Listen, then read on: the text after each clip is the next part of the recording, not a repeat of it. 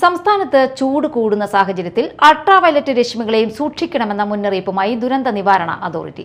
തുടർച്ചയായി കൂടുതൽ സമയം അൾട്രാവയലറ്റ് രശ്മികൾ ശരീരത്തിൽ ഏൽക്കുന്നത് സൂര്യാതപത്തിനും ത്വക്ക് രോഗങ്ങൾക്കും നേത്രരോഗങ്ങൾക്കും മറ്റ് ആരോഗ്യ പ്രശ്നങ്ങൾക്കും കാരണമായേക്കാം. പൊതുജനങ്ങൾ സുരക്ഷാ മുൻകരുതലുകൾ സ്വീകരിക്കണം. സംസ്ഥാന ദുരന്ത നിവാരണ അതോറിറ്റി സ്ഥാപിച്ച 14 സ്റ്റേഷനുകളിലെ തത്സമയ അൾട്രാവയലറ്റ് സൂചിക പ്രകാരം കഴിഞ്ഞ 24 മണിക്കൂറിൽ ഏറ്റവും കൂടുതൽ പതിച്ചത് ഇടുക്കി ജില്ലയിലെ മൂന്നാറിലാണ്. അൾട്രാവയലറ്റ് സൂചികയിൽ 8 രേഖപ്പെടുത്തിയ ഇവിടെ ഓറഞ്ച് അലർട്ടാണ് പ്രഖ്യാപിച്ചിരിക്കുന്നത്.